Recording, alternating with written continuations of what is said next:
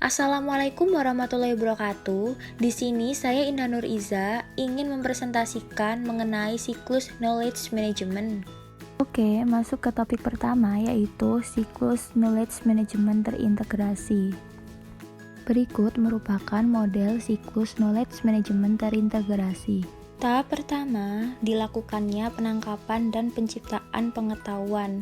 Nah, di sini itu organisasi mulai mengidentifikasi serta mengumpulkan pengetahuan baru dari masing-masing individu. Lalu pada akses ini itu kayak transisi. Jadi di sini itu pengetahuan itu ditangkap dan dinilai memadai atau enggak. Setelah pengetahuan yang ditangkap dan dinilai itu telah memadai atau sesuai, maka dilakukan tahap kedua, yaitu knowledge sharing and dissemination, yang artinya di sini pembagian dan penyebaran pengetahuan oleh masing-masing individu. Dilanjutkan dengan transisi contextualize. Nah, di sini itu pengetahuan itu akan dikontekstualisasikan agar mudah dipahami serta digunakan. Pada tahap ketiga, pengetahuan mulai diakuisisi dan diaplikasikan oleh organisasi tersebut. Selanjutnya, ke tahap transisi update. Nah, di sini itu maksudnya itu pengetahuan itu yang telah dipahami oleh individu-individu dalam organisasi itu. Nah, di sini organisasi itu harus memulai inovasi baru, update dari pengetahuan sebelumnya. Jadi, kembali lagi ke tahap pertama, yaitu penangkapan dan penciptaan pengetahuan. Dari model siklus yang sebelumnya kita bahas, di sini udah kelihatan ada 3 tingkatan utama yang penting dalam siklus knowledge management terintegrasi, yaitu penangkapan dan penciptaan pengetahuan, yang kedua ada pembagian dan penyebaran pengetahuan, dan yang ketiga ada akuisisi dan pengaplikasian pengetahuan. Nah, ini merupakan pengertian dari knowledge capture. Nah, di sini tuh tahapan mengidentifikasi dan mengumpulkan pengetahuan baru. Next ada knowledge sharing dan dissemination. Di sini dilakukan pembagian dan penyebaran pengetahuan oleh suatu organisasi. Nah, dilakukan pertama kalinya dengan cara berinteraksi antar individu tersebut dalam suatu organisasi. Menurut Nurul dan Diani 2015, terdapat beberapa faktor yang mendorong individu untuk melakukan knowledge sharing. Yang pertama itu adanya motivasi, yang kedua kemampuan menyerap pengetahuan, yang ketiga kekayaan akan saluran, yang keempat ada sense of self-worth, yang kelima ada in-role behavior, yang keenam sikap berbagi pengetahuan. Sikap berbagi pengetahuan sendiri seharusnya dimiliki oleh setiap individu. Kenapa? Karena terkadang individu itu tidak ingin membagikan pengetahuannya kepada individu lain.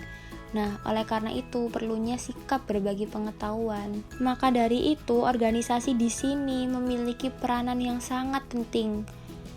Jadi di sini organisasi berusaha untuk memaksa individu-individu tersebut saling sharing. Jadi kayak mengadakan semacam kegiatan sharing gitu dalam organisasinya. Next ada akuisisi dan pengaplikasian pengetahuan. Nah, di sini itu pengetahuan itu udah tersedia dalam suatu wadah menurut Dalkir.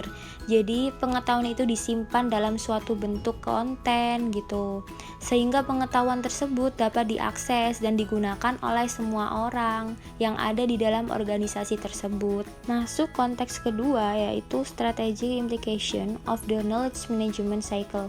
Sebelum menentukan strategi implementasi knowledge management cycle, yang perlu diperhatikan menurut Roni dan Rodin sendiri, yaitu pertama itu pengetahuan yang ada, baik itu tacit maupun eksplisit.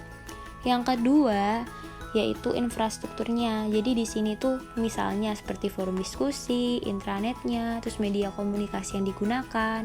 Mengingat pengetahuan merupakan dasar untuk berperilaku kompeten, maka dari itu di sini tuh pengetahuan perlu dirancang dan juga diimplementasikan untuk pemrosesan dan juga transformasi pengetahuan.